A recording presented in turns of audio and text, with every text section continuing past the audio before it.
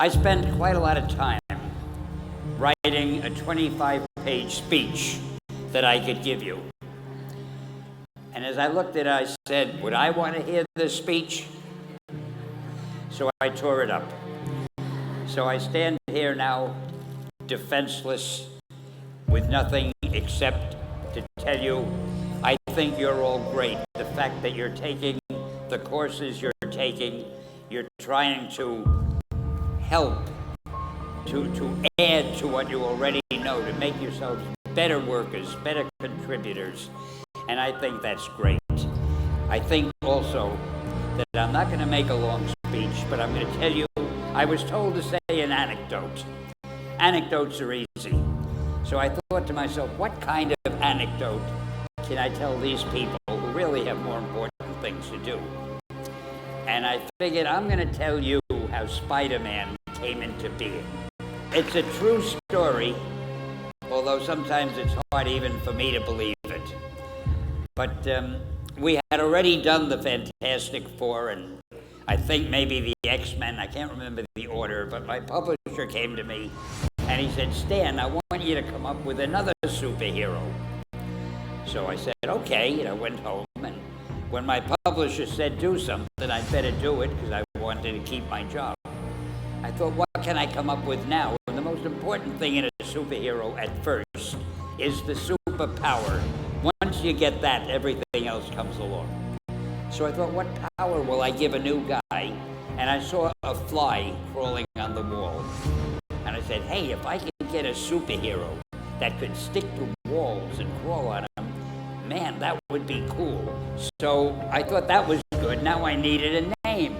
So I said, well, let's see, Fly Man, Mosquito Man. I got down to Spider-Man. Spider-Man. It just sounded dramatic. So, okay, I had my hero, I had his power, his name, and then I figured just for fun, I'm going to give him personal problems. Because except for you people who are that your lives are perfect, but most other people have personal problems.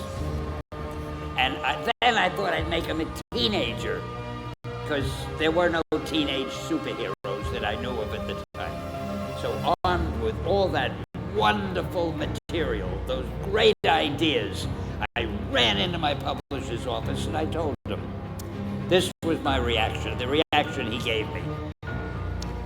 Stan, that is the worst idea I have ever heard. First of all, and he started to give me his, because he's a very logical man, very intellectual. First of all, people hate spiders, so you can't call a hero Spider-Man.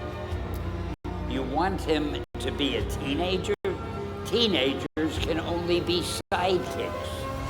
And you want him to have personal problems? Stan, don't you know what a superhero is? They don't have personal problems. Well, I left the office disappointed, but obviously a much wiser man. And I couldn't get Spider-Man out of my system.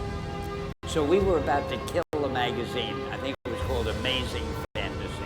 It wasn't selling well, and we were sending the last issue to press. When you do the last issue of a magazine, nobody cares what you put in it because the book is dying. Just to get it out of my system, I put Spider-Man in Amazing Fantasy, featured him on the cover, forgot about it. A month later, all the sales figures came in. My publisher came racing into my office. Stan, you remember that character we both loved so much, Spider-Man? Let's do him as a series. Now, why am I telling you this? Besides the fact that I have to kill a little time. If you have an idea that you genuinely think is good, don't let some idiot talk you out of it. That doesn't mean that every wild notion you come up with is going to be genius. But if there is something that you feel is good, something you want to do, something that means something to you, try to do it. Because I think you can only do your best work if you're doing what you want to do, and if you're doing it the way you think it should be done, and if you can take pride in it after you've done it. No matter what it is, if you can look at it and say, I did that, and I think it's pretty damn good. That's a great feeling. So don't let idiots talk you out of something that you think is good. Just do your thing, do it as well as you, that's the important thing. Don't shirk. Whatever you do, give it your best shot. You'll be glad you did.